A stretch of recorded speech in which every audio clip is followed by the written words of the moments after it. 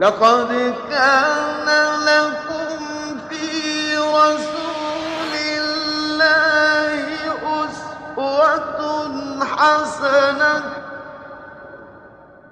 اعوذ باللہ من الشیطان الرجیم بسم اللہ الرحمن الرحیم اللہم صلی علی محمد وعلی آل محمد کما صلیت علی ابراہیم وعلی آل ابراہیم انک حمید مجید اللہم بارک علی محمد وعلی آل محمد کما بارکت علی ابراہیم وعلی آل ابراہیم انک حمید مجید اللہم رب اشرح لی صدری ویسر لی امری واحلل عقدۃ من لسانی یفقہوا قولی۔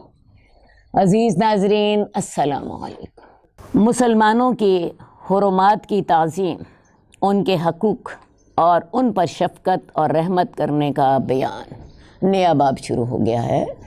یعنی مسلمانوں کی حرمات کی تعظیم کی جائے، ان کے حقوق اور ان پر شفقت اور رحمت کرنے کا بیان۔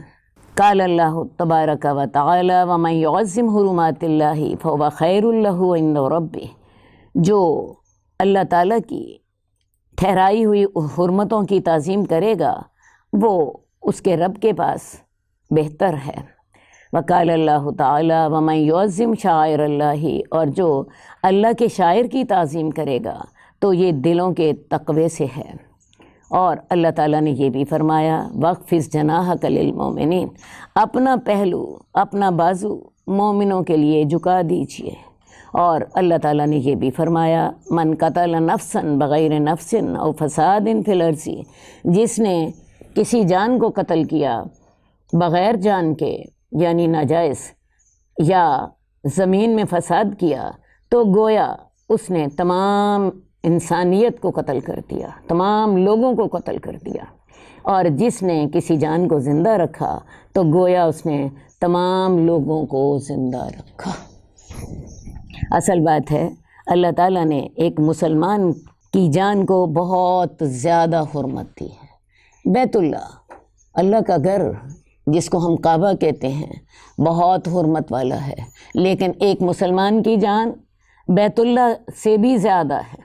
نہ صرف ایک مسلمان کی جان بلکہ اس کا مال، اس کی عزت دوسرے پر حرام ہے، اور ان حرمتوں کا خیال رکھا جائے، ان حرمتوں کا خیال رکھا جائے۔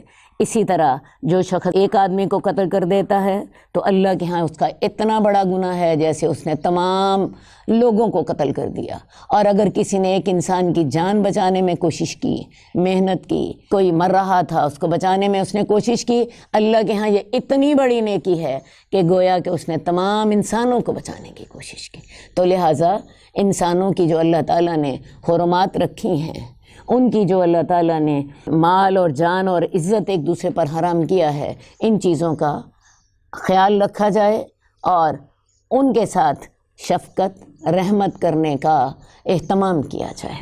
حدیث نمبر 224 حضرت ابو موسیٰ اشعری سے روایت ہے، رسول اللہ صلی اللہ علیہ وسلم نے فرمایا ایک مومن دوسرے مومن کے حق میں عمارت کی طرح ہے جس کا ایک حصہ دوسرے کو مضبوط کرتا ہے۔ رسول اللہ صلی اللہ علیہ وسلم نے اپنے ایک ہاتھ کی انگلیاں دوسرے ہاتھ کی انگلیوں میں ڈال کر دکھائیں، یوں کر کے آپ نے دکھایا۔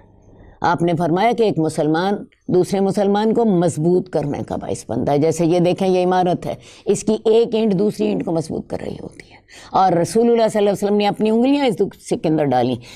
اس طرح کر کے ایک مسلمان دوسرے مسلمان کو مضبوط کرنے والا ہوتا ہے۔ اور مسلمان وہ ہوتا ہے جس کی زبان اور ہاتھ سے دوسرے مسلمان محفوظ رہیں، اور مسلمان بھائی بھائی ہیں، انما المومنون اخوہ، مسلمان بھائی بھائی ہیں۔ تو اللہ تعالیٰ نے مسلمانوں کا جو اپنا تعلق رکھا ہے وہ یہ ہے کہ ایک مومن دوسرے مومن کو مضبوط کرے گا، جیسے ایک اینٹ دوسری اینٹ کو مضبوط کرتی ہے۔ اسی طرح مسلمان کی ہاتھ اور زبان سے دوسرے مسلمانوں کو تکلیف نہیں ہونی چاہیے۔ المسلم من سلم المسلمون من یدہ و لسانہ، مسلمان وہ ہوتا ہے جس کی ہاتھ سے دوسرے مسلمان محفوظ رہیں، اس کی زبان سے بھی دوسرے مسلمان محفوظ رہیں۔ ان کے آپس کے تعلق بھائیوں بھائیوں کی طرح ہونے چاہیے۔ اسی طرح ایک اور حدیث میں رسول اللہ صلی اللہ علیہ وآلہ وسلم نے فرمایا کہ کوئی بھی مسلمان جب کسی بازار سے گزرے یا کسی مسجد سے گزرے تو اس کو اپنا نیزہ جو ہے یا اپنا تیر ہے اس کو روک کر جانا چاہیے۔ ہوتا کیا ہے، انسان نے اپنا تیر ہاتھ میں پکڑا ہوا ہے، شیطان اس کے پیچھے ہوتا ہے، یا اس کے ہاتھ میں کوئی اور اسلحہ ہے، شیطان اس کے پیچھے ہوتا ہے، وہ اس سے وہ چلوا دیتا ہے، مسلمانوں کے اندر خون ریزی ہو جاتی ہے۔ تو لہٰذا مسلمان اسلحہ لے کر بازاروں میں نہ نکلیں، کسی کے ساتھ چھری کی نوک سے اشارہ نہ کریں۔ چھری کی نوک سے اشارہ کرے گا، ہوگا کیا، شیطان پیچھے سے چھری اس کو لگوا دے گا، کیونکہ شیطان کا سب سے بڑا مقصد یہ ہے کہ مسلمانوں کے اندر فتنہ، فساد، قتل و غارت، وہ ہمارا دشمن ہے، وہ اپنی دشمنی پوری کرنے کے لیے وہ یہ سارے کام ہم سے کروا لیتا۔ تو جس شخص کے پاس تیر ہو تو اس کو روک کر چلنا چاہیے، ایسا نہ ہو کسی دوسرے مسلمان کو اس سے تکلیف ہو جائے۔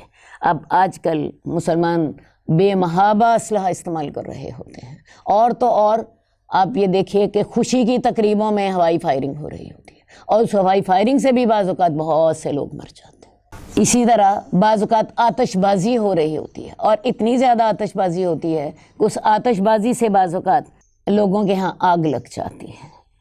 بہرحال یہ باتیں ہمیں سمجھنی چاہیے، کوئی بھی ایسا عمل نہ کریں جس کے ساتھ دوسرے لوگوں کو تکلیف ہو۔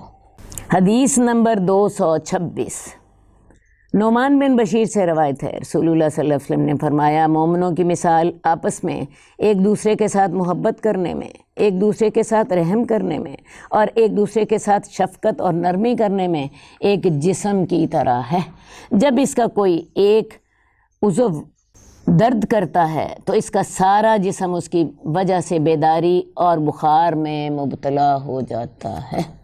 یعنی مسلمان ایک جسم کی مانند ہے۔ آپ کو پتہ ہو آنکھ میں تکلیف ہو رہی ہوتی ہے، سارا جسم اسے محسوس کر رہا ہوتا ہے، کیسے بخار چڑھ جاتا ہے، آپ کو ایک زخم آ جاتا ہے، اس کی وجہ سے انفیکشن ہو رہی ہوتی ہے، وہ زخم کی جسم کے کسی حصے میں ہوتا ہے، سارا جسم سونے سے انکار کر دیتا ہے، بخار ہو جاتا ہے، سارا جسم بستر پر پڑ جاتا ہے۔ پاؤں میں تکلیف ہو رہی ہے، آپ کی آنکھ میں تکلیف ہو رہی ہے، آپ کسی بھی کام کے قابل نہیں رہتے۔ تو مومنوں کی مثال آپس میں ایک جسم کی طرح ہونی چاہیے، جیسے جسم کے اعضاء ایک دوسرے کا ساتھ دیتے ہیں، اسی طرح مومن بھی جو ہیں انہیں ایک دوسرے کا ساتھ دینا چاہیے۔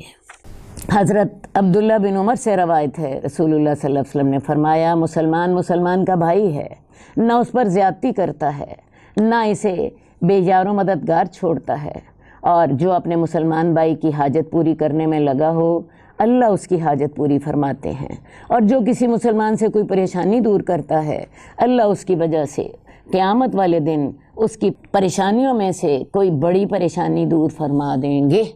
یعنی مسلمان کا بھائی ہے، اس پہ خود بھی زیادتی نہیں کرتا، اور اگر کسی اور کی طرف سے زیادتی ہو رہی ہو اس کی مدد کرتا ہے، اس کو اکیلا نہیں چھوڑتا۔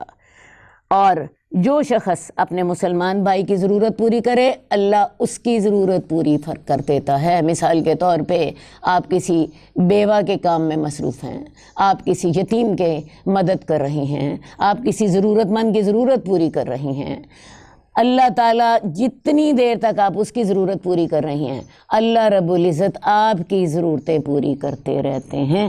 آپ کریں گے اپنے وسائل کے مطابق، اللہ رب العزت آپ کی ضرورتیں پوری کریں گے اپنی شان کے مطابق۔ تو لہٰذا لوگوں کی ضرورتیں پوری کیجئے تاکہ اللہ رب العزت آپ کی ضرورتیں پوری فرما دے۔ رسول اللہ صلی اللہ علیہ وسلم کی ایک حدیث ہے، اس میں آپ فرماتے ہیں کہ مجھے مسجد نبوی میں 1 مہینہ اعتکاف کرنے کی بجائے یہ زیادہ پسند ہے کہ میں کسی کی ضرورت پوری کر دوں۔ اب مسجد نبوی میں آپ کو بتایا ہر نیکی کا بدلہ، ہر نماز کا بدلہ عام مسجدوں کی نسبت 1000 گنا زیادہ ہے۔ وہاں اعتکاف بیٹھنا اور پھر 1 مہینہ اعتکاف بیٹھنا، اس کی بجائے رسول اللہ صلی اللہ علیہ وسلم کو یہ زیادہ پسند ہے کہ آپ کسی کی ضرورت پوری فرمائیں، اور اللہ کے رسول لوگوں کی ضرورتیں پوری فرماتے تھے۔ لوگوں کی ضرورتیں پوری فرماتے تھے۔ آپ کے پاس مدینے کی ایک پاگل لونڈی آ جاتی اور آپ کو کہتی کہ میرے ساتھ چلیے، مجھے مدینے کی فلاں گلی میں آپ سے کام ہے، اللہ کے رسول اس کے ساتھ جاتے اور اس کی ضرورت پوری کر کے آتے۔ تو جب تک آپ لوگوں کی ضرورتیں پوری کرنے میں اپنا وقت لگائیں گے، اللہ تعالیٰ اتنی دیر تک آپ کی ضرورتیں پوری کرنے میں وقت لگائیں گے۔ بہت اچھی آفر ہے، اس سے فائدہ اٹھائیے۔ جو مسلمان کسی مسلمان کی کوئی پریشانی دور کرتا ہے، اللہ اس کی وجہ سے اس کی قیامت کی پریشانیوں میں سے کوئی بڑی پریشانی دور کر دے گا۔ قیامت کے دن کی ہولناکیوں کے وقت اس نے جو کسی کی مدد کی ہوگی وہ اس کو قیامت کی ہولناکیوں سے بچا دے گی، اور جس نے کسی مسلمان کی پردہ پوشی کی، اللہ قیامت والے دن اس کی پردہ پوشی فرمائیں گے۔ تو اللہ تعالیٰ نے بہت بڑا اجر رکھا ہے مسلمانوں کے کام آنے کا، مسلمانوں کی حاجتیں پوری کرنے کا، مسلمانوں کی ضرورتیں پوری کرنے کا۔ اللہ تعالیٰ ہمیں ان موقعوں سے فائدہ اٹھانے کی توفیق دے۔ ویسے بھی رمضان کا مہینہ ہے، رمضان ہمدردی کا مہینہ ہے، رمضان مواسات کا مہینہ ہے، اس میں ضرور لوگوں کی ضرورتیں پوری کیجیے تاکہ اللہ تعالیٰ قیامت والے دن ہماری تکلیفیں دور فرما دے۔ دوسری بات، جتنی دیر ہم کسی کی ضرورت پوری کرنے میں وقت گزاریں گے، اللہ اتنی دیر ہماری ضرورتیں پوری فرماتے رہیں گے۔ تو اللہ تعالیٰ کی طرف سے اگر آپ یہ چاہتی ہیں کہ اللہ تعالیٰ ہماری ضرورتیں پوری فرمائے، لوگوں کی ضرورتیں پوری کیجیے۔ اللہ تعالیٰ ہمیں اس کی توفیق عطا فرمائے۔ حدیث نمبر 227، حضرت ابو ہریرہ سے روایت ہے، رسول اللہ صلی اللہ علیہ وسلم نے حضرت حسن بن علی کا بوسہ لیا۔ آپ کے پاس اقرا بن حابس بیٹھے ہوئے تھے۔ اقرا نے کہا، میرے 10 بچے ہیں، میں نے ان میں سے کسی کو بوسہ نہیں دیا۔ رسول اللہ صلی اللہ علیہ وسلم نے اس کی طرف دیکھا اور فرمایا، جو کسی پر رحم نہیں کرتا اس پر رحم نہیں کیا جاتا۔ رسول اللہ صلی اللہ علیہ وسلم اپنے نواسوں کے ساتھ بہت محبت کرتے تھے۔ حضرت حسن اور حضرت حسین، ان کو بوسہ دیتے، ان کو اپنی کمر پہ سوار کر لیتے، ان کو گود میں اٹھا لیتے، ان کو پیار کرتے، ان کے لیے گھوڑا بن جاتے، ان کے ساتھ ساتھ کھیلتے۔ اب یہاں پہ ایک محفل میں رسول اللہ صلی اللہ علیہ وسلم نے حضرت حسن کا بوسہ لیا۔ اقرا بن حابس مکے کا ایک سردار تھے، کہنے لگے کہ یا رسول اللہ، میرے 10 بچے ہیں، میں نے کبھی کسی کا بوسہ نہیں لیا۔ اللہ کے رسول کو یہ بات پسند نہیں آئی۔ آپ نے فرمایا کہ جو رحم نہیں کرتا اللہ اس پہ رحم نہیں کرتا۔ یہ جو بچوں سے محبت کرنا ہے، یہ بھی تو رحمت کا ایک حصہ ہے نا، اور جو رحمت نہیں کرتا اس پہ رحمت نہیں کی جاتی۔ اسی طرح کا ایک واقعہ اور بھی آپ کے سامنے پیش آیا۔ آپ کے سامنے ایک بدو تھا، اور اس نے جب رسول اللہ صلی اللہ علیہ وسلم کو بچوں کو بوسہ دیتے ہوئے دیکھا تو اس نے کہا کہ ہم تو اپنے بچوں کو بوسہ نہیں دیتے۔ تو رسول اللہ صلی اللہ علیہ وسلم نے اسے کہا کہ اگر اللہ تمہارے لوگوں کے دلوں سے رحمت کا جذبہ نکال دے، میرا کیا اختیار۔ یعنی آپ نے ناراضگی سے اس کو کہا۔ تو اصل بات ہے لوگوں کے ساتھ محبت کی جائے، خاص طور پہ چھوٹے بچے ہماری محبت کے بہت زیادہ مستحق ہیں، ان کے ساتھ محبت اور پیار کا اظہار کیا جائے۔ حضرت ابو ہریرہ سے روایت ہے، رسول اللہ صلی اللہ علیہ وسلم نے فرمایا، تم میں سے کوئی شخص لوگوں کو جب نماز پڑھائے تو اسے چاہیے کہ ہلکی نماز پڑھائے، کیونکہ ان نمازیوں میں کمزور بھی ہوتے ہیں، بیمار بھی ہوتے ہیں، بوڑھے بھی ہوتے ہیں، اور جب وہ خود تنہا نماز پڑھے تو جتنی چاہے لمبی نماز پڑھ لے۔ یہ بھی دیکھیے جی مسلمانوں کے اوپر ایک رحم کا اظہار ہے۔ رسول اللہ صلی اللہ علیہ وسلم خود نماز پڑھتے، ہم پیچھے پڑھ کر آ چکے ہیں کہ آپ کی نماز جو اتنی لمبی ہوتی بعض اوقات کہ آپ اس میں سورہ بقرہ، سورہ آل عمران اور سورہ نساء پڑھ لیتے، ٹھیک ہے، لیکن یہ آپ کی تنہائی کی نماز ہوتی۔ جب آپ امامت کروا رہے ہوتے، باجماعت نماز پڑھا رہے ہوتے، تو پھر آپ کی نصیحت کیا ہوتی تھی کہ تم میں سے جو شخص لوگوں کو نماز پڑھائے تو اسے ہلکی نماز پڑھانی چاہیے، کیونکہ نمازیوں میں کچھ کمزور ہوتے ہیں، کچھ بیمار ہوتے ہیں، کچھ بوڑھے ہوتے ہیں، اور ایک حدیث میں آتا ہے کچھ ضرورتوں والے ہوتے ہیں، انہوں نے بھی نوکری پہ جانا ہے، انہوں نے اپنا کوئی کام کرنا ہے اس نماز ادا کرنے کے بعد، تو اس کو ان ساروں کا خیال رکھنا چاہیے، اور ایسی نماز پڑھنی چاہیے جو ساروں کے لیے فائدہ مند ہو اور جب وہ اکیلا نماز پڑھے تو جتنی چاہے لمبی نماز پڑھ لے۔ اسی طرح رسول اللہ صلی اللہ علیہ وآلہ وسلم ایک اور حدیث میں فرماتے ہیں کہ بعض اوقات میں چاہتا ہوں کہ میں لمبی نماز پڑھاؤں، لیکن مجھے کسی بچے کے رونے کی آواز آ جاتی ہے اور میں پھر نماز چھوٹی کر دیتا ہوں، کیونکہ مجھے پتہ ہوتا ہے کہ اس بچے کے رونے کی وجہ سے اس کی ماں پریشان ہو رہی ہوگی، تو اس بچے کی ماں پر آپ رحمت فرماتے ہوئے نماز چھوٹی کر دیتے۔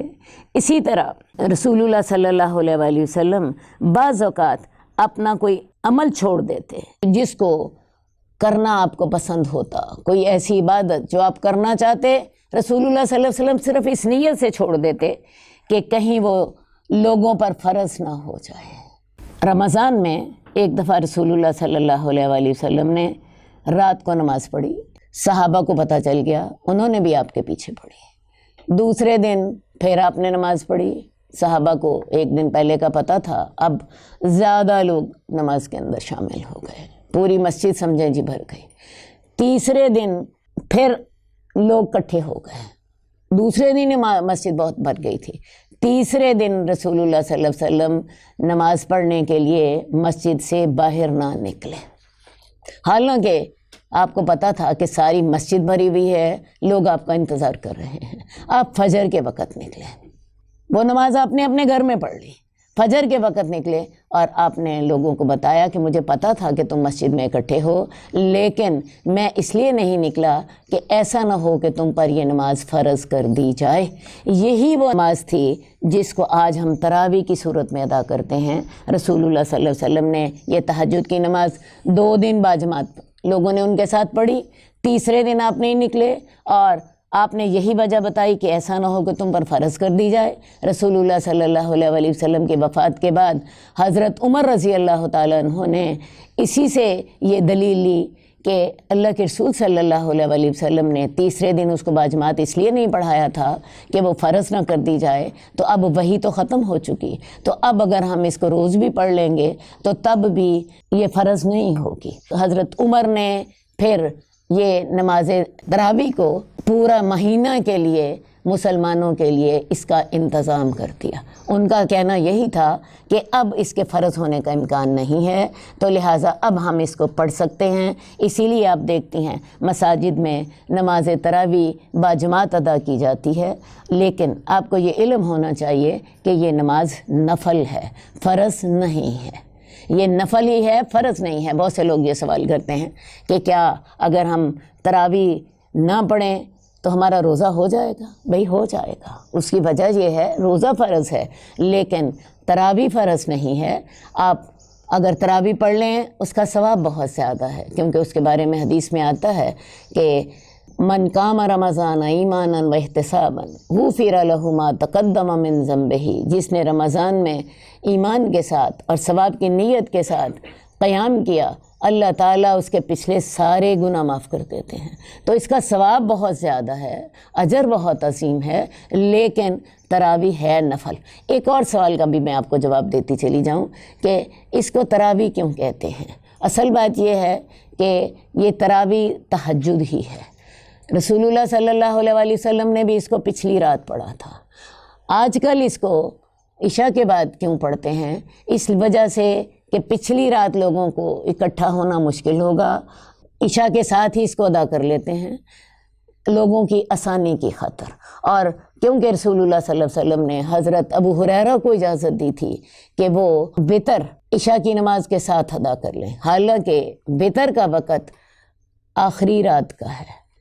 رسول اللہ صلی اللہ علیہ وآلہ وسلم جب تہجد کی نماز پڑھتے تو سب سے آخر میں وتر ادا کرتے، تو جب وتر کو رسول اللہ صلی اللہ علیہ وسلم نے حضرت ابو ہریرہ کو عشاء کی نماز کے بعد ادا کرنے کی اجازت دی، تو آپ یوں سمجھیے کہ تراویح کی بھی اجازت مل گئی۔ تو لوگوں کی آسانی کے لحاظ سے اس کو رات کو عشاء کی نماز کے بعد ادا کر لیا جاتا ہے۔ دوسری ایک بات یہ بھی ہے کہ عام لوگ قرآن کے حافظ نہیں ہوتے، لہٰذا لوگ جب مساجد میں باجماعت نماز ادا کرتے ہیں تو وہ قرآن کی تلاوت سن لیتے ہیں، اسی بہانے روزانہ کا ایک پارہ وہ تراویح میں سن لیتے ہیں، یہ ان کو فائدہ ہو جاتا ہے۔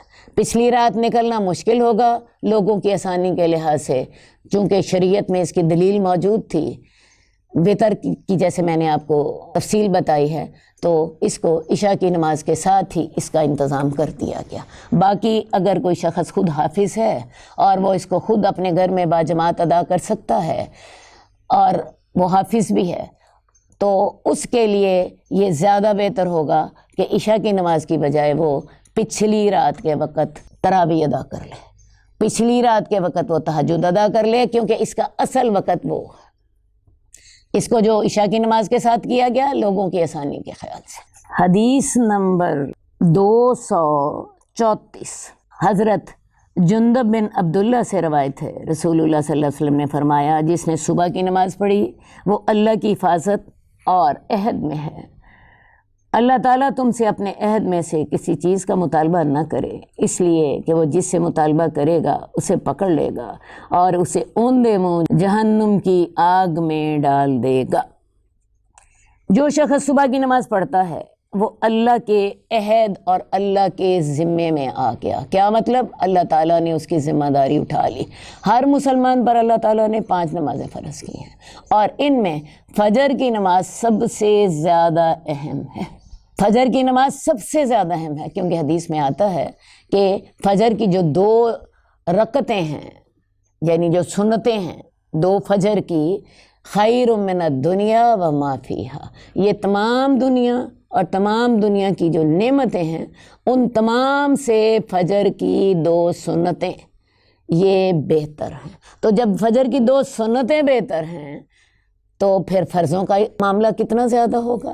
اسی لیے آپ دیکھیے کہ یہ جو فجر کی 2 رکعتیں ہوتی تھیں، 2 رکعتوں سے مراد 2 سنتیں، یہ رسول اللہ صلی اللہ علیہ وسلم نہ تو گھر میں چھوڑتے تھے نہ سفر میں چھوڑتے تھے۔ فرض نمازیں بھی سفر میں نصف ہو جاتی ہیں، لیکن یہ جو فجر سے پہلے کی 2 رکعتیں ہیں یہ سفر میں بھی ادا کرنی ہوتی ہیں، کیونکہ رسول اللہ صلی اللہ علیہ وسلم ان کو سفر میں بھی پڑھتے تھے، گھر میں بھی پڑھتے تھے۔ اور انہی 2 رکعتوں کے بارے میں آپ نے فرمایا ہے کہ یہ دونوں رکعتیں خیر من الدنیا و ما فیہا، دنیا اور ما فیہا سے زیادہ بہتر ہیں۔ تو لہٰذا یہ جو فجر کی نماز ہے اس کی اہمیت نمازوں میں سے سب سے زیادہ ہے۔ جب انسان فجر کی نماز ادا کر لیتا ہے تو وہ اللہ کی ذمہ داری میں آ جاتا ہے۔ اللہ کی ذمہ داری میں آنے سے کیا مراد؟ وہ اللہ کا دوست بن جاتا ہے، وہ اللہ کا دوست بن جاتا ہے۔ اور جس نے صبح کی نماز پڑھی وہ اللہ کی حفاظت میں اور اللہ کی ذمہ داری میں آ جاتا ہے۔ تو تم میں سے کوئی شخص اب اس سے زیادتی نہ کرے، کیونکہ وہ اب اللہ کی ذمہ داری میں ہے، وہ اللہ کا دوست ہے۔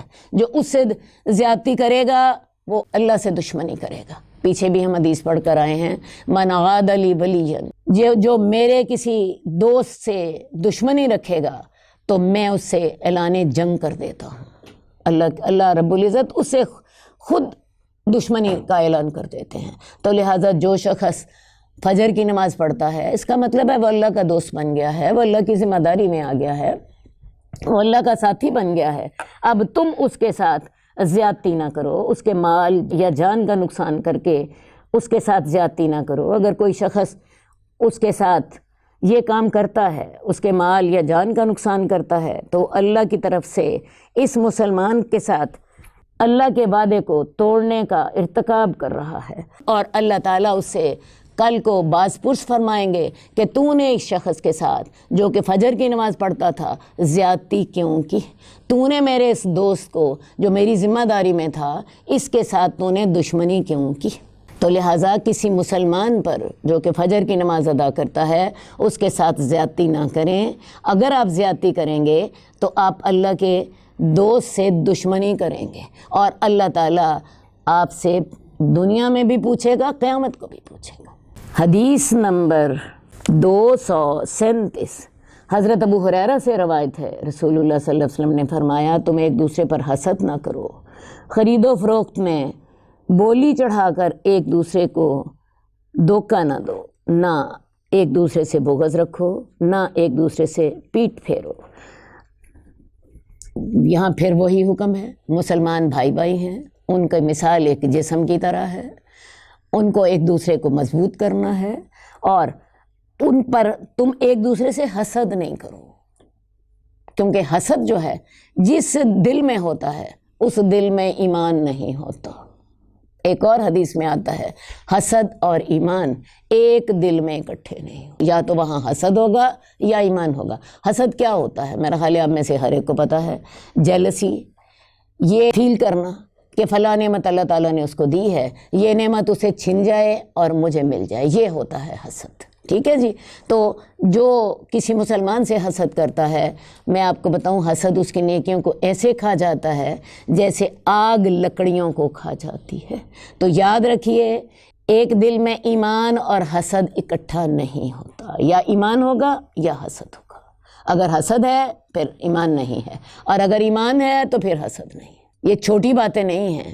کل ہم نے پڑھا تھا مسلمان جھوٹ نہیں بولتا، مسلمان وعدہ خلافی نہیں کرتا، مسلمان امانت میں خیانت نہیں کرتا، مسلمان کو اپنی زبان پہ کنٹرول ہوتا ہے، اور جو ایسا کرتا ہے مسلمان ہونے کے دعوے کے ساتھ جھوٹ بولتا ہے، وعدہ خلافی کرتا ہے، امانت میں خیانت کرتا ہے، اسے جب لڑائی ہو تو پھٹ پڑتا ہے، تو وہ پھر منافق ہوتا ہے، مسلمان نہیں ہوتا۔ تو یہاں پر بھی آپ کو بتایا جا رہا ہے کہ حسد اور ایمان ایک دل میں اکٹھے نہیں ہوتے۔ یہ آپ کا فیصلہ ہے، آپ نے کس چیز کو منتخب اپنے لیے کرنا ہے۔ اگر حسد ہوگا ایمان نہیں ہوگا، ایمان ہوگا حسد نہیں ہوگا۔ ایک دوسرے پر حسد نہ کرو، اور نہ ہی تم نجش کرو۔ نجش کیا ہوتا ہے؟ آپ نے کسی چیز کو بیچنا چاہا، اس کو بولی لگانے کے لیے، نیلام کے لیے پیش کر دیا۔ اب ایک شخص اس کی بولی 10 روپے لگا رہا ہے، مثال کے طور پہ جی ایک آپ کا کپڑا ہے کوئی، یا آپ کا کوئی جوتا ہے، ایک شخص نے اس کی بولی 500 لگائی، دوسرے نے 1000 لگائی، تیسرے نے 1200 لگا دی، چوتھے نے کیا کیا؟ سودا خراب کرنے کے لیے اس کی بولی 2000 لگا دی، اور مقصد کیا تھا؟ سودا خراب ہو جائے۔ ورنہ اگر وہ 2000 کی بولی لگا کر 2000 کی خرید لیتا جائز تھا، لیکن اس نے خریدنی نہیں ہے، اس نے صرف اس کا سودا خراب کرنا ہے، اس کے لیے اس نے زیادہ بڑھ کر بولی لگا دی تاکہ اس کا سودا نہ بکے، اور خود بھی اس نے نہیں خریدا۔ اس کو کہتے ہیں نجش۔ اپنے مسلمان بھائی کے ساتھ اس طرح اس کو نقصان نہ پہنچاؤ، ایک دوسرے سے بغض نہ رکھو، اور ایک دوسرے سے بے پرواہ بھی نہ ہو جاؤ، پیٹھ بھی نہ پھیرو۔ کیا مطلب؟ ایک دوسرے سے بے پرواہ ہو جاؤ، ایک دوسرے کے سودے پر سودا نہ کرو۔ ایک دوسرے کے سودے پر سودا کریں گے کیا ہوتا ہے؟ لڑائی ہو جاتی ہے۔ اسی طرح ہمیں ایک اور بھی حکم ہے، اگر کوئی شخص کسی کو نکاح کا پیغام بھیجے، اس کے نکاح کے پیغام پر تم نکاح کا پیغام نہ بھیجو جب تک کہ پہلے کا معاملہ کلیئر نہیں ہو جاتا۔ اگر تمہیں پتہ ہے اس کا رشتہ ہو رہا ہے اور تقریباً ڈن ہو گیا معاملہ، اب اس کے اوپر اپنا پیغام نہ بھیجو۔ ہاں، اگر بالکل آغاز ہے، آپ بھی پیغام بھیج رہے ہیں، اگلے بھی بھیج رہے ہیں، گھر والوں کے پاس اختیار ہے، دونوں میں سے یا تینوں میں سے جس کو مناسب سمجھیں اختیار کر لیں، وہ جائز ہے۔ لیکن جب ایک معاملہ طے پا رہا ہو، آپ کو پتہ چل رہا ہو ان کا معاملہ تقریباً ڈن ہو گیا ہے، تب نکاح کا پیغام نہ بھیجیں۔ اسی طرح ایک کا سودا ہو گیا ہے، اس کے اوپر سودا نہ کریں، کوئی اور چیز خرید لیں۔ ٹھیک ہے؟ ان چیزوں کے ساتھ فساد پڑتا ہے۔ اے اللہ کے بندو، تم بھائی بھائی بن جاؤ۔ مسلمان کا بھائی ہے، نہ اس پہ ظلم کرے، نہ اسے حقیر سمجھے، اور نہ اس کو بے سہارا چھوڑے۔ اور پھر آپ نے فرمایا التقویٰ ہا ہنا، تقویٰ یہاں ہے، اور آپ نے سینے کی طرف اشارہ فرمایا۔ 3 دفعہ آپ نے فرمایا۔ ایک آدمی کے برا ہونے کے لیے یہی کافی ہے کہ وہ اپنے مسلمان بھائی کو حقیر تصور کرے۔ ہو سکتا ہے آپ ظاہرہ طور پہ اس سے ظاہری حلیے کی وجہ سے آپ اس کو کم سمجھ رہے ہوں، لیکن وہ نیکیوں میں آپ سے کہیں آگے بڑھ کر ہو، کیونکہ آپ کو تو اس کی دل کا نہیں پتہ، آپ کو اس کی نیت کا نہیں پتہ۔ تو ایک مسلمان کے لیے اتنا ہی گناہ بڑا ہے کہ وہ کسی دوسرے مسلمان کو حقیر سمجھے اور اپنے آپ کو اس سے برتر سمجھے۔ چھوٹی بات نہیں ہے، بہت بڑی بات ہے۔ انسان کو ہر وقت یہی سوچنا چاہیے کہ جی معاملات اللہ کے ساتھ ہیں، مجھے اگلے کو حقیر نہیں سمجھنا، شاید وہ میرے سے بہتر ہو۔ ہر مسلمان کا خون، اس کا مال اور اس کی عزت دوسرے پر حرام ہے۔ حدیث نمبر 238 حضرت انس سے روایت ہے، رسول اللہ صلی اللہ علیہ وسلم نے فرمایا تم میں سے کوئی شخص مومن نہیں ہوتا جب تک کہ اپنے بھائی کے لیے وہ پسند نہ کرے جو اپنے لیے پسند کرتا ہے۔ اب حقوق العباد کے سلسلے میں اللہ نے ایک معیار مقرر کر دیا کہ جب بھی کسی کے ساتھ معاملہ کرو اپنے آپ کو اس کی جگہ پہ رکھ کے دیکھ لو کہ اگر میں یہاں پہ ہوتا تو مجھے کیا محسوس ہوتا، میں یہاں پہ ہوتا تو مجھے یہ زیادتی لگتی یا یہ مجھے ٹھیک لگتا۔ اور اگر آپ ایسے کر کے اپنے آپ کو اس کی جگہ پہ رکھ لیں تو آپ کو بات بڑی واضح سمجھ آ جائے گی۔ اصل بات ہے ہمیں اپنی آنکھ کا جو ہے شتیر بھی نظر نہیں آتا اور دوسرے کی آنکھ کا بال بھی نظر آ جاتا ہے۔ اپنی تو ساری برائیاں بھی ہمیں اچھی لگتی ہیں اور دوسرے کی نیکیاں بھی ہمیں بری لگ رہی ہوتی ہیں، یہ شیطان ہمارے دلوں میں ڈال دیتا ہے۔ تو ایسے معاملات میں رسول اللہ صلی اللہ علیہ وسلم نے ایک معیار ہمارے لیے مقرر کر دیا ہے، اور وہ معیار کیا ہے کہ جب کبھی کسی پہ زیادتی کرنے لگو تو یہ سوچ لو اس کی جگہ پہ میں ہوتا تو مجھے کیسے لگتا۔ دوسرے کے لیے وہ پسند کرو جو اپنی ذات کے لیے پسند کرتے ہو۔ اگر آپ اس کے ساتھ ایسا رویہ رکھ رہے ہیں، وہ رویہ آپ کے ساتھ رکھا جاتا تو آپ کو کیسا لگتا۔ حدیث نمبر 239 حضرت انس سے روایت ہے، رسول اللہ صلی اللہ علیہ وسلم نے فرمایا تم اپنے بھائی کی مدد کرو وہ ظالم ہو یا مظلوم۔ ایک شخص نے کہا یا رسول اللہ جب وہ مظلوم ہو تو میں اس کی مدد کروں، یہ بات تو ٹھیک ہے، لیکن یہ بتائیے کہ اگر وہ ظالم ہو تو میں اس کی مدد کیسے کروں؟ آپ نے فرمایا تم اس کو ظلم کرنے سے روک دو، یہی اس کی مدد کرنا ہے۔ تو لہٰذا اپنے بھائی کی مدد ضرور کرنی ہے، وہ ظالم ہے تب بھی، وہ مظلوم ہے تب بھی۔ ہمارے ہاں عام طور پر کیا ہوتا ہے، ہم حق کی حمایت نہیں کرتے، ہم اپنے رشتہ دار کی حمایت کرتے ہیں۔ فلاں جی میرا بھائی ہے تو میں نے تو اپنے بھائی کی حمایت کرنی ہے، میں نے تو اپنے بھائی کی حمایت کرنی ہے، فلاں دوسرے خاندان کے مقابلے میں میں نے اپنے خاندان کو سپورٹ کرنا ہے۔ حالانکہ ہمیں حکم کیا ہے، ہم حق کی حمایت کریں، دیکھیں جو حق پر ہے اس کا ساتھ دیں اور جو حق پر نہیں ہے اس کا ساتھ نہ دیں۔ اور پھر یہ دیکھیں کہ اگر ایک شخص ظلم کر رہا ہے تب بھی اس کا ہاتھ پکڑیں، تب بھی اس کی مدد کریں، اور ایک شخص مظلوم ہے تب بھی اس کی مدد کریں۔ صحابہ نے کہا یا رسول اللہ یہ بات تو ہمیں سمجھ آتی ہے کہ مظلوم کی ہم مدد کیسے کریں، ظالم کی مدد ہم کیسے کریں؟ تو آپ نے فرمایا اس کو ظلم سے روک کر اس کی مدد کرو۔ اس کو ظلم سے کیسے روکیں؟ طاقت ہے طاقت سے روکیں، زبان ہے زبان سے روکیں، اور اگر زبان سے بھی نہیں روک سکتے تو کم از کم اسے دل میں برا جانے، یہ ہم پیچھے پڑھ کر آ چکے ہیں۔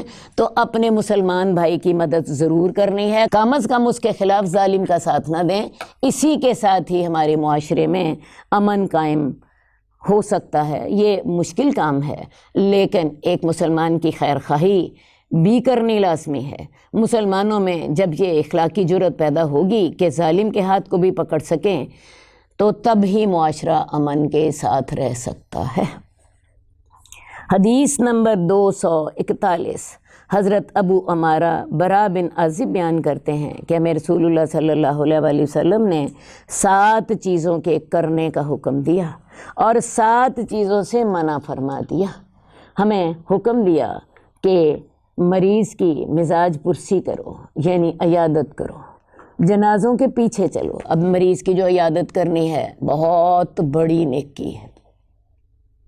جب انسان کسی مریض کی عیادت کرنے کے لیے جاتا ہے، صبح کے وقت جاتا ہے، 70,000 فرشتے اس کے لیے شام تک دعائیں کرتے ہیں۔ شام کو جاتا ہے، صبح تک 70,000 فرشتے اس کے لیے مغفرت کی دعا کرتے ہیں، اور جب وہ مریض کی عیادت کر رہا ہوتا ہے اس وقت وہ جنت کے میوے کھا رہا ہوتا ہے۔ اتنا بڑا اجر رسول اللہ صلی اللہ علیہ وسلم نے رکھا مریض کی عیادت کرنے کا۔ ویسے بھی آپ خود دیکھ لیجئے، ہم جب خود مریض ہوتے ہیں ہمیں کتنی تسلی ہوتی ہے کسی کی عیادت کرنے سے۔ کوئی ہماری دلجوئی کر دیتا ہے، کوئی ہمیں حوصلہ دے دیتا ہے، تو اللہ تعالیٰ کو یہ عمل نہایت پسند ہے، اللہ تعالیٰ کو یہ عمل نہایت پسند ہے۔ اسی طرح جنازوں کے پیچھے چلنے کا، کوئی فوت ہو گیا، اس کا یہ حق ہے کہ ہم اس کی نماز جنازہ میں شامل ہوں، اور نماز جنازہ میں شامل ہونے کے بعد پھر اگلا حق کیا ہے، اس کے جنازے کے پیچھے جایا جائے اور دفن ہونے تک اس کے ساتھ رہیں. اور اس کا ثواب کتنا رکھا شریعت نے؟ حدیث میں آتا ہے کہ جو نماز جنازہ میں شامل ہوا اس کو 1 قرات کا ثواب ہے، اور جو جنازے کو جب تک دفن کیا جائے تب تک ساتھ رہا اس کے لیے 2 قرات کا ثواب ہے. اب پوچھا گیا کہ قرات کیا ہوتا ہے، تو انہوں نے فرمایا احد پہاڑ جتنا، اتنا بڑا اجر ملتا ہے. اب احد پہاڑ کتنا ہے؟ یہ 6 میل کے دائرے میں ہے احد پہاڑ. اتنا بڑا اجر ملتا ہے جب مسلمان کسی مسلمان کے جنازے میں شامل ہوتا ہے، اس کے لیے مغفرت کی دعائیں کرتا ہے. اگر وہ دفن ہونے تک اس کے ساتھ رہتا ہے تو پھر اس کو 2 قرات کا ثواب ملتا ہے. اسی طرح چھینک کا جواب دینے کا اللہ تعالیٰ نے ہمیں بہانے سے ایک دوسرے کو دعائیں دینے کا موقع دیا ہوا ہے. حکم کیا ہے؟ جب کسی شخص کو چھینک آئے تو چھینکنے والا کہے الحمدللہ. ویسے بھی آپ دیکھیں کہ چھینک کب آتی ہے؟ جب ہمارے نظام تنفس میں کوئی رکاوٹ پیدا ہوتی ہے تو چھینک آتی ہے اور اس کے ساتھ وہ رکاوٹ دور ہو جاتی ہے. ویسے بھی جب بھی آپ کو چھینک آتی ہے آپ کو خود محسوس ہوتا ہے کہ بعض اوقات اس کے ساتھ کیسے جسم کھل جاتا ہے. تو اللہ نے ہمیں حکم دیا اس وقت ہم کہیں الحمدللہ، اللہ تیرا شکر ہے. اور جو اس کو سنے اس کو یہ کہنے کا حکم ہے کہ وہ کہے یرحمک اللہ، اللہ تجھ پہ رحم کرے. اور جب اگلے نے اس کو دعا دی کہ اللہ تعالیٰ تجھ پہ رحم کرے تو چھینکنے والے کو پھر حکم ہے کہ وہ اسے کہے یہدیکم اللہ ویصلح بالکم، اللہ تمہیں ہدایت دے دے اور تمہارے حالات کی اصلاح کر دے. تو یہ اللہ تعالیٰ نے ہمیں بہانے دیے ہیں ایک دوسرے کو دعائیں دینے کے، ایک دوسرے کی دلجوئی کرنے کے، اور اس کا اجر اللہ تعالیٰ نے ہمارے لیے رکھا. تو جو شخص یرحمک اللہ کہتا ہے تو اس کو جواب دیا جائے یہدیکم اللہ. پھر چھینکنے والا اسے کہتا ہے یہدیکم اللہ، اللہ تمہیں ہدایت دے ویصلح بالکم، اور تمہارے حالات کی اصلاح کر دے. تو مسلمانوں کا کیا کام ہے؟ بہانے ایک دوسرے کو دعائیں دیتے رہیں. آپ نے دیکھا السلام علیکم کہنے کا اللہ تعالیٰ نے کتنا بڑا اجر رکھا ہوا ہے، اور السلام علیکم کہنے کے کتنے موقع ہوتے ہیں. انسان السلام علیکم کہتا ہے 10 نیکیاں، جواب دینے والا کہتا ہے وعلیکم السلام 20 نیکیاں، اور اگر وہ کہہ دیتا ہے وعلیکم السلام ورحمۃ اللہ وبرکاتہ تو پھر 30 نیکیاں. تو اللہ تعالیٰ نے ہمیں موقع دیے ہیں، بہانے دیے ہیں نیکیاں کرنے کے. قسم اٹھانے والے کی قسم کو پورا کرنے کا مطلب یہ ہے کہ اگر کوئی شخص آپ پر اعتماد کر کے یہ کہہ دے کہ تمہیں اللہ کی قسم تم یہ کام کر دو، تو ایک مسلمان کو وہ کر دینا چاہیے. اس نے جو قسم دی ہے اس کا اعتماد پورا کر دیں، اس کے اعتماد کو مجروح مت کریں، اور اس کام کو کر کے اس کی قسم پوری کر دیں، بشرطے کہ وہ کام حرام نہ ہو، جائز ہو. ہاں اگر حرام کام ہو پھر آپ نہ کریں، لیکن اگر وہ کام جائز ہو تو آپ اس کی قسم پوری کر کے اس کام کو کر دیں. مظلوم کی مدد کرنے کا ہمیں حکم دیا، یہ تو ہم پچھلی حدیث میں پڑھ کر آ چکے ہیں. مظلوم کی جو شخص مدد کرے گا اللہ اس کی مدد کرے گا. دعوت کرنے والے کی دعوت قبول کرنے کا حکم دیا. ایک شخص آپ کو اپنے گھر کھانے میں بلاتا ہے، دعوت کرتا ہے، اس کی دعوت قبول کی جائے. آپ کو کسی خوشی کے موقع پر آپ کو دعوت دیتا ہے، ولیمے کی دعوت دیتا ہے، اس کی دعوت کو قبول کریں. ہاں اس دعوت کو تب انکار کیا جا سکتا ہے جب دعوت کے اندر کوئی حرام کام ہو رہا ہو. مثلا شادی کی محفل میں مکس گیدرنگ ہو رہی ہو، شادی کی محفل میں میوزک بج رہا ہو، یا حرام مال سے وہ شادی کی جا رہی ہو.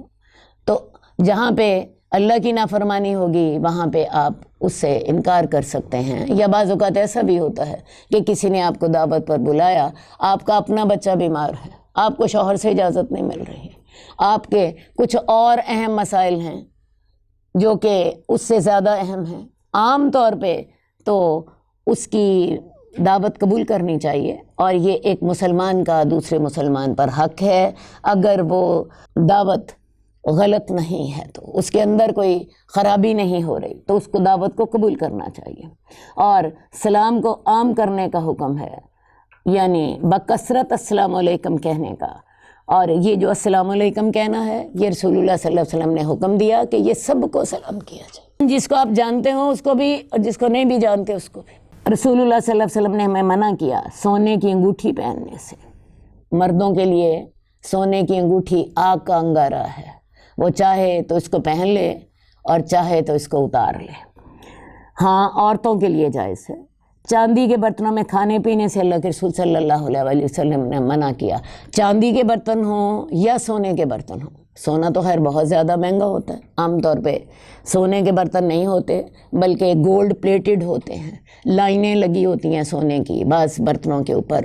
تو ایسے برتن جن پہ گولڈ ہو یا چاندی کے برتن ہوں، میں آپ کو بتاؤں ان میں شریعت نے ہمیں کھانے سے پینے سے منع فرمایا ہے، کیونکہ ان میں کھانے پینے سے تکبر پیدا ہوتا ہے، اور تکبر بہت بڑی برائی ہے۔ ان میں کھانے پینے سے روکا، سرخ ریشمی گدوں کے استعمال سے روکا، اور کسیج کے کپڑے پہننے سے روکا۔ اب سرخ ریشمی گدوں کے استعمال سے کیوں روکا؟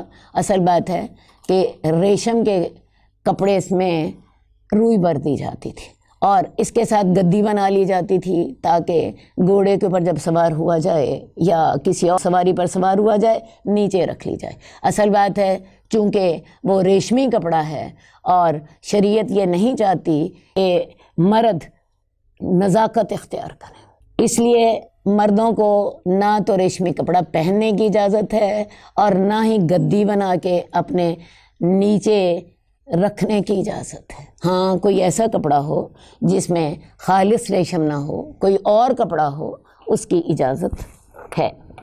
اسی طرح کسیج کے کپڑے پہننے سے، حریر، استبرق اور دیباج کے استعمال سے بھی روکا۔ یہ تینوں ریشمی کپڑوں کی قسمیں ہیں۔ میں نے آپ کو پہلے بتایا کہ شریعت نے خالص ریشم یا خالص ریشم سے بنے ہوئے دوسرے کپڑے، ان کے استعمال سے شریعت نے مردوں کو روکا ہے، کیونکہ اس سے مردوں میں سہل پرستی آتی ہے۔ مردوں کو مضبوط ہونا چاہیے۔ عورتیں یہ کپڑے استعمال کر سکتی ہیں، مرد یہ کپڑے استعمال نہ کریں۔ ہمارا اگلا باب ہے مسلمانوں کے عیوب کے چھپانے اور بغیر ضرورت کے ان کی اشاعت کے ممنوع ہونے کا بیان۔ یعنی لوگوں کو چاہیے کہ وہ دوسرے لوگوں کے عیبوں پر پردہ ڈالیں، اور اگر ضرورت نہیں ہے تو ان کو ظاہر نہ کریں، ان کو نہ پھیلائیں۔ قال اللہ تعالی ان الذین یحبون ان تشیع الفاحشۃ فی الذین آمنوا لہم عذاب علیم فی الدنیا والآخرہ۔ اللہ رب العزت فرماتے ہیں جو لوگ پسند کرتے ہیں کہ ایمان والے لوگوں میں بے حیائی پھیلے، ان کے لیے دردناک عذاب ہے دنیا میں بھی اور آخرت میں بھی۔ یہ سورہ نور کی آیت ہے، اور یہ سورہ نور کی آیت اس بیک گراؤنڈ میں ہے کہ جب حضرت عائشہ پر تہمت لگ گئی تھی اور لوگوں نے اس تہمت کو پھیلانے میں ایک دوسرے کا ساتھ دیا، پورے معاشرے میں یہ بات پھیل گئی، تو اللہ تعالیٰ نے یہ حکم دیا کہ معاشرے میں بے حیائی کی اشاعت ممنوع ہے۔ جو لوگ معاشرے میں بے حیائی کی اشاعت کرنا چاہتے ہیں انہیں دنیا میں بھی سخت سزا دی جائے، اور آخرت میں تو ان کے لیے سزا ہوگی ہی ہوگی۔ ویسے بھی بے حیائی ایک ایسی چیز ہے جو کہ لوگ اس میں دلچسپی لیتے ہیں، اور ہوتا کیا ہے، بے حیائی کی ایک بات ہوتی ہے، دوسرا بندہ اس میں 10 مرچ مسالے لگاتا ہے، دوسرے کو بتاتا ہے، دوسرا تیسرے کو بتاتا ہے، پورے معاشرے میں ایک بے حیائی کی لہر پھیلتی ہے۔ تو اللہ تعالیٰ نے یہ حکم دیا کہ جو لوگ بے حیائی کی اشاعت کو مومنوں میں اس کی اشاعت کرنا پسند کرتے ہیں انہیں دنیا میں بھی دردناک عذاب ملنا چاہیے۔ حکومت کو چاہیے ان کو سختی سے روکے، ان کے لیے سخت سزائیں مقرر کرے، اور آخرت میں تو ان کے لیے سزا ہے ہی ہے۔ حدیث نمبر 242 حضرت ابو ہریرہ سے روایت ہے، رسول اللہ صلی اللہ علیہ وسلم نے فرمایا جو بندہ کسی دوسرے بندے کی دنیا میں ستر پوشی کرتا ہے اللہ قیامت والے دن اس کی ستر پوشی فرمائے گا۔ اب ستر پوشی کرنے سے کیا مراد ہے؟ 2 معنی ہیں۔ ایک مطلب تو یہ ہے ایک شخص ننگا ہے، آپ نے اس کو کپڑے پہنا دیے، یہ ہو گئی ستر پوشی۔ آپ نے اسے ننگے کو کپڑے پہنا دیجئے، اس کو کپڑوں کی ضرورت تھی، آپ نے اس کو کپڑے لے دیے، ٹھیک ہے جی۔ دوسرا اس کا مطلب یہ ہے کہ اس کے راز کی پردہ پوشی کرتی ہے۔ دیکھیں ہر انسان گناہ گار ہے، فرشتہ کوئی بھی نہیں ہے، کسی کے اندر کوئی عیب ہے، کسی کے اندر کوئی عیب ہے، اور اگر آپ کو کسی کے عیب کا پتہ لگ جائے تو بجائے اس کے کہ اس کے عیب کو آپ دنیا میں پھیلاتے پھریں، حکم کیا ہے اس کے اوپر پردہ ڈال دو۔ اس کو اوپر پردہ ڈال دو. تم اس کے اوپر پردہ ڈالو گے، قیامت والے دن اللہ تمہارے عیبوں کے اوپر پردہ ڈال دے گا. جیسا کہ میں نے آپ کو بتایا کہ انسان تو کوئی بھی فرشتہ نہیں ہے، خرابیاں تو ہر ایک کے اندر ہیں. کوئی انسان یہ دعویٰ نہیں کر سکتا کہ میں عیبوں سے پاک ہوں. عیبوں سے پاک صرف ایک شخصیت تھیں، وہ رسول اللہ صلی اللہ علیہ وآلہ وسلم، کیونکہ اللہ تعالیٰ ان کے غلطیوں کی اصلاح فرما دیا کرتے تھے. باقی انسان تو کلو بنی آدم خطاؤن، تمام بنی آدم بہت خطا کرنے والے ہیں. وخیر الخطائین التوابون، اور بہترین خطا کار وہ ہوتے ہیں جو توبہ کر لیتے ہیں. تو انسان بندہ گناہ گار ہے، بندہ بشر ہے. آپ کو کسی کے عیب کا پتہ چل گیا، آپ اس پہ پردہ ڈال دیں یہ سوچ کر کہ اللہ تعالیٰ میں بھی گناہ گار ہوں، غلطی اگر اس سے ہو جاتی ہے میرے سے بھی ہو جاتی ہے، اللہ تعالیٰ میں اس کے عیب پر پردہ ڈال رہی ہوں تاکہ تو میرے عیب پر پردہ ڈال دے. تو اللہ قیامت والے دن آپ کے عیبوں پر پردہ ڈال دے گا. ہاں آپ یہ کر سکتے ہیں کہ اسی شخص کو تنہائی میں سمجھائیں، علیحدگی میں سمجھائیں، سارے لوگوں کے اندر نہیں، کیونکہ سارے لوگوں کے اندر اگر آپ سمجھائیں گے تو اس کا عیب سارے لوگوں پر ظاہر ہوگا. سمجھ آئی؟ اور دوسری بات یہ ہوتی ہے، یہ جب سارے لوگوں کے اندر آپ سمجھا رہے ہوتے ہیں، اگلا بندہ بعض اوقات اس خیال سے کہ میری اس نے بے عزتی کر دی ہے، وہ آپ کی بات سننے کو تیار نہیں ہوتا. اخلاص کا تقاضا یہ ہے آپ اسے تنہائی میں سمجھائیں. آپ اسے کہیں کہ دیکھو بھئی یہ تمہاری بات مجھے پتہ چلی ہے، تم یہ کام ٹھیک نہیں کر رہے اور اسے میں تمہیں سمجھانا چاہتی ہوں، لیکن آپ کے سمجھانے میں ہمدردی ہونی چاہیے، اخلاص ہونا چاہیے. کیونکہ میں نے آپ کو بتایا کہ ہر بندہ گناہ گار ہے، ہر بندہ عیبوں سے بھرا ہوگا. تو کسی کی آپ پردہ پوشی کریں، اللہ تعالیٰ آپ کے عیب کی پردہ پوشی کر دے گا. اسے تنہائی میں نصیحت کریں، ہو سکتا ہے وہ آپ کے اخلاص اور آپ کی ہمدردی سے متاثر ہو کے اپنے اس غلطی سے توبہ کر لیں. حدیث نمبر 243 حضرت ابو ہریرہ سے روایت ہے، میں نے رسول اللہ صلی اللہ علیہ وسلم کو سنا، آپ فرماتے تھے میری امت کا ہر آدمی معاف کر دیا جائے گا مگر کھلم کھلا گناہ کرنے والے. اور یہ بھی اعلانیہ گناہ میں سے ہے کہ آدمی رات کو کوئی گناہ کا کام کرے، پھر صبح کو باوجود اس کے کہ اللہ نے اس کے گناہ پر پردہ ڈال دیا تھا وہ کہے اے فلاں شخص گزشتہ رات میں نے اس طرح اور اس طرح کیا، حالانکہ اس نے وہ رات اس طرح گزاری تھی کہ اس کے رب نے اس کی پردہ پوشی کر دی تھی، اور یہ صبح کو وہ پردہ چاک کر رہا ہے جو اللہ نے اس پر ڈال دیا تھا. تو تمام بنی آدم کے گناہ جو ہیں معافی کے قابل ہیں. اللہ چاہے تو انہیں معاف کر دے، لیکن اس شخص کا گناہ معاف نہیں ہوگا جو گناہ اعلانیہ کرے. اور اعلانیہ گناہ سے کیا مراد ہے؟ ایک شخص نے رات کو کوئی گناہ کیا اندھیرے میں یا تنہائی میں، اللہ تعالیٰ نے اس کے گناہ پر پردہ ڈال دیا، لوگوں کو نہیں پتہ چلا. اب وہ شخص صبح کو لوگوں میں اعلان کرتا پھر رہا ہے کہ میں نے تو رات کو چوری کی تھی، اور میں نے تو رات کو ڈاکہ ڈالا تھا، اور میں نے تو فلاں کام کیا تھا، اور میں نے تو فلاں کام کیا تھا، حالانکہ اللہ رب العزت نے اس کے گناہ پر پردہ ڈال دیا تھا. اس نے کیا کیا؟ اس نے اللہ کے پردے کو چاک کر دیا. یہ تو سمجھ آ گئی آپ کو کہ کس کا گناہ معافی کے قابل نہیں ہے. اصل بات ہے کہ یہ جو اعلانیہ گناہ کرنے والا ہے یہ کیوں معافی کے قابل نہیں ہے؟ اصل بات ہے وہ اپنے گناہ کو گناہ سمجھ ہی نہیں رہا. اگر وہ اپنے گناہ کو گناہ سمجھتا ہوتا تو وہ لوگوں کو کیوں بتاتا؟ اگر وہ اپنے گناہ کو گناہ سمجھ رہا ہوتا تو وہ لوگوں کو کیوں بتاتا؟ ہم جب کوئی گناہ کر رہے ہوتے ہیں تو آپ کو پتہ ہے ہمارے دل میں کیا ہوتا ہے؟ لوگوں کو اس کا پتہ نہ لگے، ہم اسے لوگوں سے چھپانا چاہ رہے ہوتے ہیں. آپ کو اس بات کا پتہ ہے، ہم اس کو لوگوں سے چھپانا چاہ رہے ہوتے ہیں. تو جب انسان اپنے گناہ کا اظہار لوگوں کے سامنے کرتا ہے تو اس کا مطلب ہے وہ اس کو گناہ سمجھ ہی نہیں رہا، بلکہ وہ اس پہ الٹا فخر کر رہا ہے. کیا خیال ہے ایسے شخص کا گناہ معاف ہونا چاہیے؟ سوال ہی پیدا نہیں ہوتا، کیونکہ توبہ کی پہلی شرط ندامت ہے. اس کو ندامت ہی نہیں ہے اپنے عمل پر، اور جب ندامت نہیں ہے تو وہ دوبارہ بھی کرے گا. تو اعلانیہ گناہ کرنے والا شخص جو ہے اس کی توبہ اللہ قبول نہیں کرتے. اللہ نے تو اس کا پردہ ڈال دیا، لیکن چونکہ وہ اس گناہ کو گناہ ہی نہیں سمجھ رہا تھا، یا وہ اس کو صغیرہ گناہ سمجھ رہا تھا، یا وہ اس پہ فخر کر رہا تھا، بھئی وہ سارے کام کر رہا تھا تو اس نے لوگوں کو بتایا نا، ورنہ انسانی فطرت تو یہ ہے کہ انسان اپنے گناہ کو چھپاتی ہے، ٹھیک ہے؟ تو ایسے شخص کی توبہ قبول نہیں ہوتی جب تک کہ وہ اس کو گناہ نہ سمجھے، اور جب تک کہ وہ اس کو اللہ کے سامنے نادم نہ ہو۔ حدیث نمبر 245، حضرت ابو ہریرہ رضی اللہ تعالیٰ عنہ سے روایت ہے کہ ایک آدمی رسول اللہ صلی اللہ علیہ وسلم کے پاس لایا گیا جس نے شراب پی ہوئی تھی۔ آپ نے فرمایا اسے مارو۔ حضرت ابو ہریرہ کہتے ہیں ہم میں سے کوئی اسے ہاتھ سے، کوئی اپنے جوتے سے، کوئی اپنے کپڑے سے مار رہا تھا۔ جب وہ آدمی چلا گیا تو بعض نے کہا اللہ تجھے رسوا کرے۔ آپ نے فرمایا اس طرح مت کہو، اس کے مقابلے میں شیطان کی مدد نہ کرو۔ ایک آدمی نے شراب پی ہے، رسول اللہ صلی اللہ علیہ وسلم کے سامنے لایا گیا ہے، آپ نے لوگوں سے کہا اس کو مارو، تاکہ اسے احساس ہو کہ اس نے کتنی بری حرکت کی ہے۔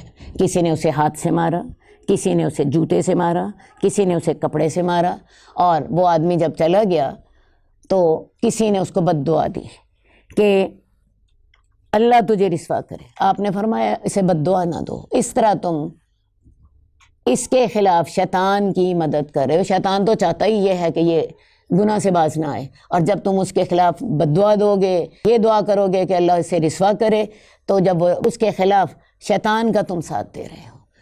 لہٰذا کسی مجرم کے جرم سے نفرت ضرور کریں، لیکن اس آدمی سے نفرت نہ کریں، بلکہ کوشش یہ کریں کہ یہ اس جرم کو چھوڑ دے، یہ اس جرم کو چھوڑ دے، اور اس کے لیے دعا بھی کریں، بجائے اس کے لیے بد دعا دینے کے۔ اس کو مارا ہے، پیٹا ہے، اس کو احساس دلایا ہے کہ تم نے غلط کام کیا ہے، لیکن اس کے لیے بد دعا نہیں کریں، اس کے لیے الٹا دعا کریں، اللہ تعالیٰ اس کو ہدایت دیتے ہیں۔ کیونکہ اگر آپ بد دعا کرتے ہیں تو آپ شیطان کی مدد کر رہے ہیں۔ شیطان تو پہلے ہی چاہتا ہے کہ انسان اللہ کی رحمت سے دور ہو جائے، اور جب وہ گناہ سے باز نہیں آئے گا تو اللہ کی رحمت سے دور تو ہو ہی جائے گا۔ اب شراب کی جو حد ہے وہ 40 کوڑے ہے، شراب کی حد 40 کوڑے ہے، اور حضرت عمر کے دور میں جب لوگ زیادہ شراب پینے لگ پڑے تھے اور اس گناہ پر جری ہو گئے تھے تو حضرت عمر نے اس کی حد 80 کوڑے کر دی۔ تو بعض لوگ اس حدیث سے یہ دلیل لیتے ہیں کہ شراب نوشی کی کوئی حد نہیں ہے۔ اصل بات ہے کہ یہ واقعہ اس وقت کا ہے جب تک شراب کی حد ابھی مقرر نہیں ہوئی تھی، اس لیے رسول اللہ صلی اللہ علیہ وسلم نے عام طور پر حکم دیا کہ اس کو مارو، اس کو تھوڑا سا احساس ہو اپنی غلطی کا۔ لیکن جب شراب کی حد مقرر ہو گئی تو پھر رسول اللہ صلی اللہ علیہ وسلم نے اس کی حد 40 کوڑے ہی مقرر کی۔ باقی جو حضرت عمر نے اسی حد 80 کوڑے مقرر کی ہے، تو اس کی وجہ یہ تھی کہ حضرت عمر کے دور میں مال کی فراوانی ہو گئی تھی، لوگوں کا ایمان کا معیار وہ نہیں رہ گیا تھا جو رسول اللہ صلی اللہ علیہ وسلم کے دور میں تھا، لوگ سستی کرنے لگ پڑے تھے عیش و عشرت میں پڑ کے۔ تو حضرت عمر نے ایک حکمران کے جو انتظامی اختیارات ہوتے ہیں ان کا استعمال کرتے ہوئے اس کی حد زیادہ کر دی تھی۔ ویسے بھی انہوں نے یہ دلیل لی تھی کہ جب آدمی شراب پیتا ہے، اپنے ہوش و حواس سے عاری ہو جاتا ہے، تو بعض اوقات وہ دوسرے پر تہمت بھی لگا دیتا ہے، اور تہمت کی حد 80 کوڑے ہے، تو انہوں نے اس لیے 80 کوڑے مقرر کی تھی۔ باقی میں آپ کو بتاؤں یہ حضرت عمر کا انتظامی اختیار تھا۔ ایک حاکم کو ایسے انتظامی اختیارات حاصل ہوتے ہیں کہ اگر وہ دیکھیں کہ کوئی جرم حد سے بڑھ گیا ہے تو اس کے لیے وہ کوئی سزا مزید مقرر کر دیں۔ شریعت میں تبدیلی کا حق کسی کو نہیں ہے، اور وہ کیا حد ہے شریعت میں شراب نوشی کی؟ 40 کوڑے، وہ آج بھی 40 کوڑے ہی ہے۔ باقی کسی وقت جیسے عمر نے اپنے انتظامی اختیارات کو استعمال کر کے اس جرم کو روکنے کی کوشش کی تھی، آج بھی کوئی حکمران کسی جرم کو جب اپنے معاشرے میں زیادہ پھلتا پھولتا دیکھے تو وہ زیادہ سزا دے سکتا ہے۔ جتنا ہم نے پڑھنا تھا ختم ہو گیا۔ اللہم صلی علی محمد وعلی آل محمد کما صلیت علی ابراہیم وعلی آل ابراہیم انک حمید مجید۔ اللہم بارک علی محمد وعلی آل محمد کما بارکت علی ابراہیم وعلی آل ابراہیم انک حمید مجید۔ مولاي صل وسلم دائما